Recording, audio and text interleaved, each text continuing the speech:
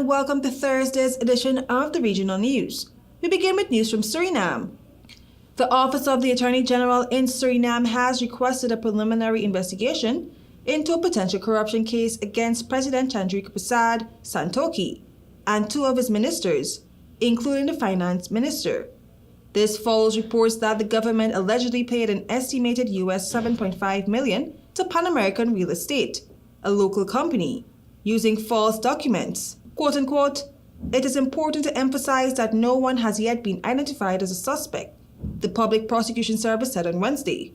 The issue first came to light last November when an anonymous whistleblower, armed with various documents, filed a criminal complaint with the Attorney General's office.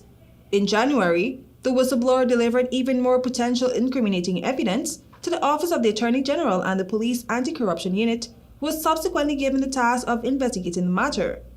During the investigation, several individuals were questioned by the police, including Vice President and the two ministers.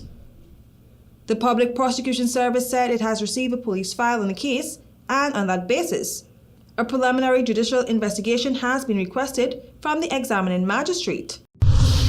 We now bring you news from Haiti. Haiti's capital was calm on Wednesday, 2 days after the Prime Minister said he would step down, but the United States and the United Nations began to withdraw staff in a sign they fear peace might not hold.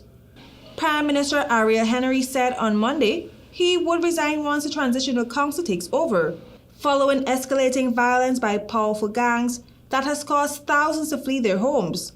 U.S. Secretary of State Antony Blinken, who met with regional Caribbean leaders and representatives from Haiti's government and opposition in Jamaica this week, told reporters that he expects the Transition Council to come together in the next couple of days.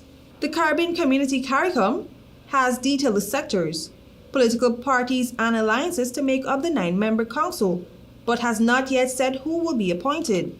A day earlier, several dozen protested against the transition plan, burning tires in downtown Port-au-Prince, but the city was for the most part calm. Henry traveled to Kenya last month to secure Nairobi's leadership of a long-delayed security mission to fight the gangs, which the UN believes control most of the capital. Violence escalated in his absence, and he remained stranded in Puerto Rico when he resigned.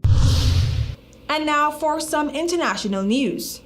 Gunmen who kidnapped at least 287 school children in Nigeria last Thursday have demanded a ransom of 1 billion naira and has threatened to kill all of the students if their demands are not met, a member of the local community told CNN on Wednesday. They said the ultimatum will only last for 3 weeks or 20 days from the date they kidnapped the children, and if there is no action from the government, they will kill all of them, said a resident of KERESE village in Kaduna State, where the school is located. The children were kidnapped on March 7. More than 300 students were taken early Thursday morning by armed bandits on motorcycles who stormed the LEA primary and secondary school in KERESE.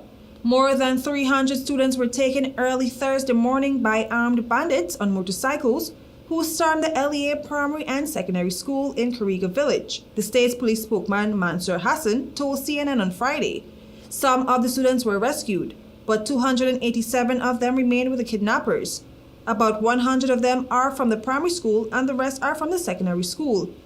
In 2021, at least 140 students were kidnapped by armed men from a private secondary school. The incident came just months after 20 students from a private university were abducted by gunmen. 5 of those students were killed after a ransom deadline was not met, family members told CNN at the time. I am KERESE Gonzalez. Thank you for watching.